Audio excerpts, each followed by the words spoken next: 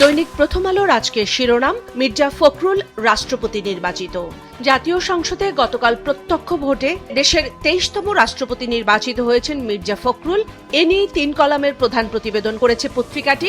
349 সংসদ সদস্যের মধ্যে ভোট দিয়েছেন 343 জন। রুমিন ফারহানা সহ অনুপস্থিত 6। 35 বছর পর আবার হলো এভাবে রাষ্ট্রপতি নির্বাচনে ভোট। এর পাশেই এক কলামে একটি মন্তব্য প্রতিবেদন ছাপা হয়েছে। শিরোনাম, জুলাই সনদে ক্ষমতা বাড়ানোর প্রস্তাব, রাষ্ট্রপতির ক্ষমতা বাড়বে কি। জ্বালানি পরিস্থিতি নিয়ে 2 কলামের একটি প্রতিবেদন ছাপা হয়েছে প্রথম পাতায়। শিরোনাম, গ্যাস সংকটে ময়মনসিংহের 20 কারখানায় ছুটি ঘোষণা। এতে বলা হচ্ছে, বিদ্যুৎ না পাওয়ায় ক্ষুব্ধ হয়ে ময়মনসিংহের ঈশ্বরগঞ্জ পৌর শহরের পিডিবির কার্যালয়ে হামলা ও ভাঙচুর করেছেন স্থানীয়রা। দৈনিক সমকাল প্রধান প্রতিবেদন করেছে দেশের জ্বালানি পরিস্থিতি নিয়ে। শিরোনাম, গ্যাসের সরবরাহ বাড়েনি, শিল্পের সংকটও কাটেনি। এতে বলা হচ্ছে, গ্যাস সংকটে গাজীপুরের 20 থেকে 22% কারখানায় উৎপাদন বন্ধ, ভালুকায় 20 কারখানায় ছুটি, চট্টগ্রামের শিল্পের উৎপাদন সক্ষমতা কমেছে অন্তত 25%। এর নিচে বিদ্যুৎ পরিস্থিতি নিয়ে একটি প্রতিবেদন করা হয়েছে। শিরোনাম, লোডশেডিং এর যন্ত্রণাও বেড়েছে। এতে বলা হচ্ছে, দেশের বিভিন্ন জায়গার মতো পটুয়াখালীতেও 12 থেকে 14 ঘন্টা বিদ্যুৎ থাকছে না। চট্টগ্রাম বিমানবন্দরে দিনে 10 থেকে 12 বার লোডশেডিং হচ্ছে। ব্রাহ্মণবাড়িয়ায় মাদক নিরাময় কেন্দ্রে যুবককে পিটিয়ে মারার ঘটনা নিয়ে এক কলামের প্রতিবেদন ছাপা হয়েছে সমকালের শেষের পাতায়। শিরোনাম, যুবককে পিটিয়ে হত্যার অভিযোগ, মাদক নিরাময় কেন্দ্র থেকে পালিয়েছেন 40 জন। আজ প্রকাশিত সব দৈনিক পত্রিকার মতো দৈনিক যুগান্তর প্রধান প্রতিবেদন করেছে রাষ্ট্রপতি নির্বাচন নিয়ে। এর পাশেই রাষ্ট্রপতির ক্ষমতা নিয়ে এক কলামের একটি মন্তব্য প্রতিবেদন প্রকাশ হয়েছে। শিরোনাম, সীমিত ক্ষমতায় সীমাহীন প্রত্যাশা। বিশ্লেষকরা বলছেন, ক্ষমতাসীন বিএনপিতে ব্যক্তি হিসেবে মির্জা ফখরুলের গ্রহণযোগ্যতা ব্যাপক, রয়েছে সংকট মোকাবেলার বাস্তব অভিজ্ঞতাও। ফলে দলীয় চরিত্রের বাইরে তিনি মানুষের আস্থার প্রতীক হয়ে উঠেছেন, যা তার নতুন পরিচয়ে আরও একটি মাত্রা যোগ করবে প্রত্যাশা সবার। বিএনপির ভারপ্রাপ্ত মহাসচিব হলেন রিজভী। এই শিরোনামে এক কলামের একটি প্রতিবেদন ছাপা হয়েছে।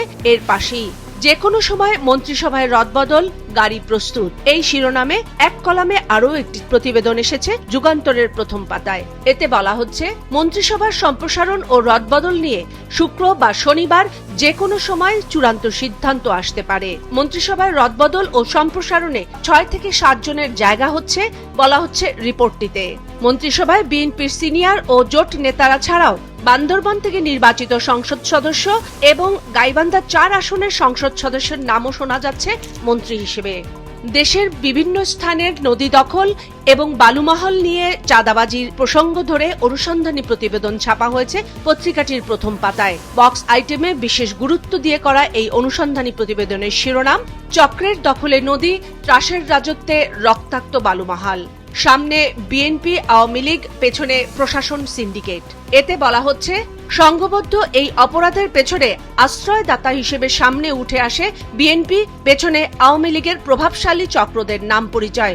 তবে এদের রক্ষা কবচ হিসেবে কাজ করছে স্থানীয় প্রশাসনের একটি শক্তিশালী সিন্ডিকেট। জ্বালানি পরিস্থিতি নিয়ে দৈনিক যুগান্তরের শেষের পাতায় বেশ কয়েকটি প্রতিবেদন হয়েছে। জ্বালানি সংকট নিয়ে একটি অনুসন্ধানী প্রতিবেদন করা হয়েছে মূল প্রতিবেদন হিসেবে। শিরোনাম, শত শত কারখানা বন্ধের উপক্রম, বিকল্প থাকার পরও শিল্পের গ্যাস বিদ্যুতে কেন। সিপিডির সমীক্ষা নিয়ে 2 কলামের একটি বিশেষ প্রতিবেদন ছাপা হয়েছে। এর পাশেই শিরোনাম, সৌর বিদ্যুতে পোশাক খাতের 14% চাহিদা পূরণ সম্ভব, বলছেন সিপিডির গবেষকরা। আগামী শীতে বিদ্যুৎ জ্বালানি পরিস্থিতির উন্নতি হবে বলেছেন অর্থ ও পরিকল্পনা উপদেষ্টা।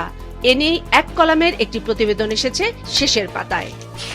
রাষ্ট্রপতি নির্বাচন নিয়ে প্রধান প্রতিবেদন করেছে দৈনিক কালের কণ্ঠ। এসেছে রাজনৈতিক বিশ্লেষণ নিয়ে একাধিক প্রতিবেদন। এর নিচেই লাল রঙের বক্স আইটেম করে বিশেষ গুরুত্ব দিয়ে ছাপানো হয়েছে দেশের স্বর্ণ চোরাচালান নিয়ে একটি অনুসন্ধানী প্রতিবেদন। শিরোনাম, চোরাই সোনা প্রশাসনেই পার। এতে বলা হচ্ছে, স্বর্ণ চোরাচালানের অন্যতম প্রধান রুট এখন বাংলাদেশ। বছরে দেশে আসছে 40,000 কোটি টাকার বেশি চোরাই স্বর্ণ, কিন্তু প্রশাসনের তথ্য ঢুকছে মাত্র 250 কোটি টাকার চোরাই স্বর্ণ। চোরাই হীরাও আসছে বছরে 11,000 কোটি টাকারও বেশি। টাকার বড় অংশই পাচার হচ্ছে হুন্ডির মাধ্যমে। আর এই চোরাই স্বর্ণের 90% পাচার হয় ভারতে।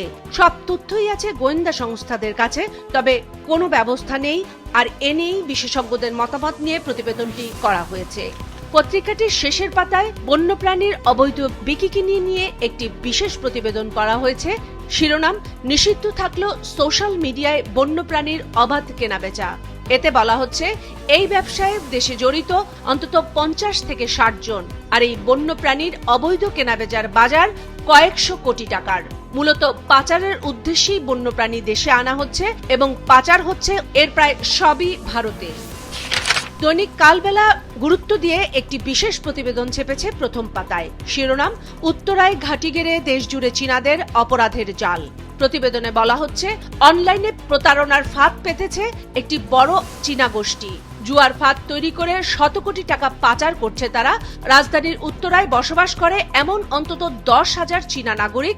অতিরিক্ত ভাড়া দেয় বাড়ির মালিকরা বিদেশিদের এসব তথ্য দেন না পুলিশকে। এমনকি ল্যাব স্থাপন করে এই চক্রটি এখন মাদক তৈরি করছে উত্তরায়, বলা হচ্ছে প্রতিবেদনে। ভর্তি পরীক্ষায় ইংরেজি মাধ্যমে শিক্ষার্থীদের জন্য তাদের নিজস্ব কারিকুলাম অনুযায়ী আলাদা প্রশ্নপত্র প্রণয়নের সিদ্ধান্ত নতুন করে আলোচনা তৈরি করেছে। আর এ নিয়েই 2 কলামের একটি বিশেষ প্রতিবেদন করা হয়েছে দেশ রূপান্তরের প্রথম পাতায়। শিরোনাম, আলাদা প্রশ্নে বাড়বে শিক্ষার বৈষম্য। পত্রিকাটির শেষের পাতায় রাজশাহী বিশ্ববিদ্যালয়ের কেন্দ্রীয় ছাত্র সংসদ রাকসুর বহুল আলোচিত সাধারণ সম্পাদক সালাউদ্দিন আম্মারকে নিয়ে একটি প্রতিবেদন ছাপা হয়েছে। শিরোনাম, আম্মার 24 লাখ তুললেন, হিসেব নেই 18 লাখের। প্রতিবেদনে বলা হচ্ছে, রাকসুর তহবিল থেকে জিএস সালাউদ্দিন আম্মার প্রায় 24 লাখ টাকা উত্তোলন করলেও 18,39,000 টাকার কোনো বিল ভাউচার দেখাতে পারেননি। 12 লাখ টাকার হিসেব দিতে পারেননি ভিপি মোস্তাকুর এবং 14 লাখ টাকার হিসেব দেননি ক্রীড়া সম্পাদক নার্গিস খাতুনও।